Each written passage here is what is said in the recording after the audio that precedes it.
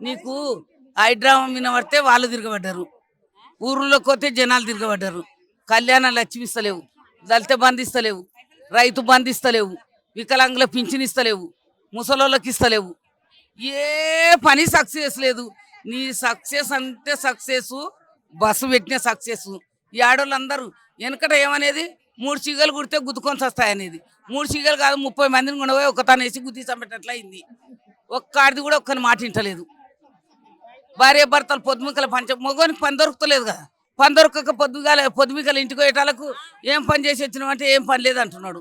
ఏం పని లేకుంటే నీకెట్లు వండి పెట్టాలి రాదా అంటుంది. ఏదన్నా నేను పని చేయకపోతే నీ వండి పెట్టవని వీడు దెబ్బ కొడుతున్నావు. అది బస్సు చదువుకుంటుంది, బస్సులో పడిపోతుంది. పైసలు పెట్టేటట్లుంటే మొగడిచ్చేదాకా పెళ్ళం పోవు. పైసలు ఇచ్చేది లేదు కాబట్టి రాజ్యాలన్నీ తిరిగి వస్తున్నాం. ఛాయ్ తాగనికి కూడా సికింద్రాబాద్ పోతారు, టిఫిన్ తినడానికి కూడా జిల్లాలు దాటిపోతున్నారు. ఇవన్నీ బస్సు ఎందుకు ఎవరు పెట్టమన్నారమ్మా? బస్సుకు గతి లేనివాడు ఎవడున్నాడు? ఇప్పుడు పెళ్ళానికి 100 రూపాయలు తక్కువ చేసినావు, మగోనికి 200 పెంచినావు. లాభం ఏమైనా ఉందా? ఒక్క ఆడి మంచి కడుపుతో నుండి బస్సు ఎక్కితే సీట్ ఇస్తలేరు. ఒక్క ముసలామె 70 ఏళ్ళు దాటితే సీట్ ఇస్తలేరు. మగోళ్ళు ఎందుకు ఇస్తారు? మగోళ్ళు 200 పెట్టి టికెట్ కొనుక్కుంటున్నారు. ఆడవాళ్ళకి పిరిగెక్కేటోళ్ళకి ఎవరు ఇస్తారు? ఇస్తలేరు. ఇవన్నీ రెచ్చగొట్టే పనులు రేవంత్ రెడ్డివి. రెచ్చగొట్టకుండా ప్రజలకు పనిచేసి మంచి పేరు తెచ్చుకోమని చెప్తున్నా నేను.